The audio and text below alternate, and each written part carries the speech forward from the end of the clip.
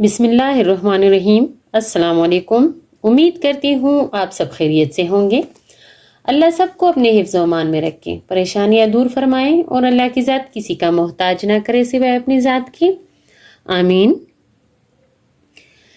آج میں جو وظیفہ لے کر آئی ہوں وہ ہے خوشیوں اور سکون کے لیے۔ اللہ پر یقین رکھیے۔ اب میں جو آپ کو بتانا چاہتی ہوں وہ یہ کہ اے اللہ کے بندو، کسی کی بھی زندگی میرے آپ کے سمیت خوشیوں اور غموں سے خالی نہیں ہے۔ اللہ نے ہر انسان کی زندگی میں خوشیاں بھی رکھی ہیں، غم بھی رکھے ہیں۔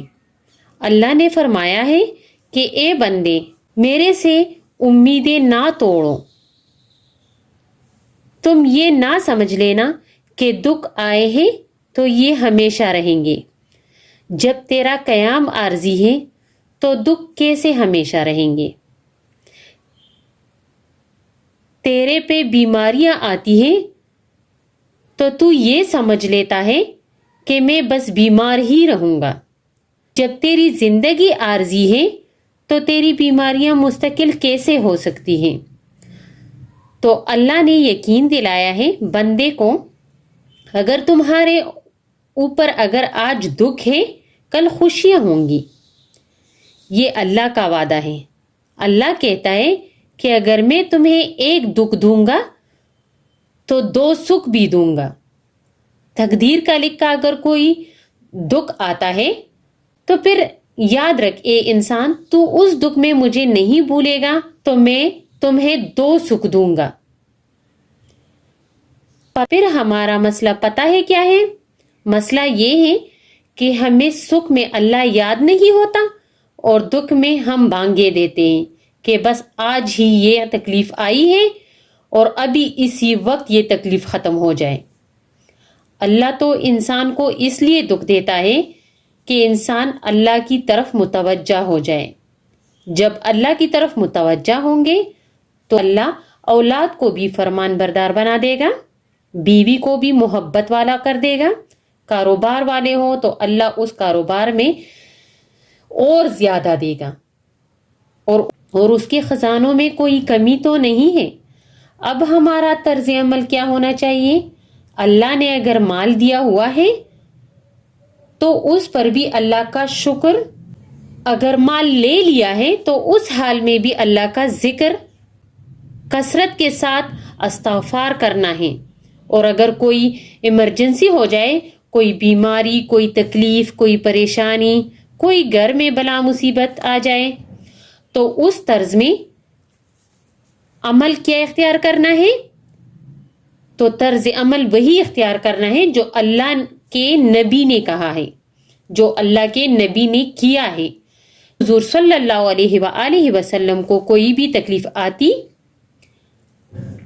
تو وہ مسجد کی طرف رجوع کرتے، اللہ کی طرف رجوع کرتے، یہاں تک کہ جب بادل بھی گرجتے تو اللہ کے نبی اللہ کی طرف رجوع کرتے اور رجوع بڑھاتے۔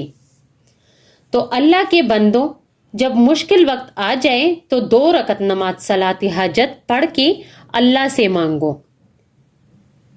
پیر سے نہیں مانگنا، فقیر سے نہیں مانگنا، جو ان پیروں کو عطا کرنے والا ہے اور ان پیروں کو بھی دینے والا ہے، اس سے مانگنا ہے، اللہ سے مانگنا ہے، اسی کو سجدہ کرنا ہے۔ جس کو سجدے کرتے ہو اسی سے دعائیں مانگنی ہے، وہی دیتا ہے۔ جب معبود وہی ہے، جب خالق وہی ہے، جب رب وہی ہے تو مدد اسی سے ہی تو مانگنی ہے۔ تو مانگنی کیسی ہے؟ 2 رکعت نماز پڑھ کر اب پڑھنی کیسی ہے؟ اگر کوئی ہنگامی حالت ہو جائے، کوئی ایک دم سے تکلیف آ جائے تو فوراً وضو کرو اور 2 رکعت صلاۃ حاجت پڑھو۔ جب 2 رکعت صلاۃ حاجت پڑھنے لگو، اگر آپ اس میں سے ایک سے زیادہ نیت کرتے ہوں تو بھی کر سکتے ہوں، کیونکہ آپ نوافل میں ایک سے زیادہ نیت کر سکتے ہوں۔ 2 رکعت نماز حاجات، 2 رکعت نماز صلاۃ توبہ، 2 رکعت نماز حاجات، 2 رکعت نماز صلاۃ صدقہ، یہ ساری چاروں نیت آپ اس میں بھی کر سکتے ہو۔ اللہ کی رحمت سے 4 کا ثواب ملے گا. صرف 2 رکعت میں 4 نیتوں کا ثواب ملے گا. اب جب نماز حاجت پڑھ لی، نماز سے فارغ ہو گئے، اب وہی پر اسی جگہ پر واپس سے اللہ اکبر بول کر پھر سے سجدے میں چلے گئے. اب سجدے میں جا کر آپ نے پڑھنا ہے لا الہ الا انت سبحانک انی کنت من الظالمین. اس آیت کو آیات کریمہ کہتے ہیں. یہ میں نے پہلے بھی ویڈیو میں اس کا وظیفہ دیا ہوا ہے. اب اس کو سجدے میں 40 مرتبہ پڑھنا ہے. 40 مرتبہ. اب آپ اپنا دھیان گننے پر نہیں لگانا، بس ایک تسبیح میں 40 دانے پرو کر اس پر گن لے تاکہ آپ کا دھیان اللہ کی طرف ہو، نہ کہ تسبیح اور گننے کی طرف. اب یہ کلمات کیفیت کے ساتھ پڑھیں، پیار سے، محبت سے، کیفیت سے.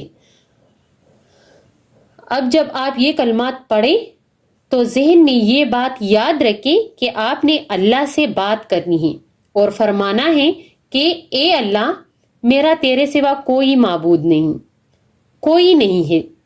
اے اللہ، سب کچھ تیرے ہاتھ میں ہے. عزت بھی تیرے ہاتھ میں ہے، ذلت بھی تیرے ہاتھ میں ہے، شفا بھی، جزا بھی، سب کچھ تیرے ہاتھ میں ہے. اب جب ایک سجدہ پورا ہو جائے تو بیٹھ کر ایک بار آیت الکرسی پڑھنی ہے.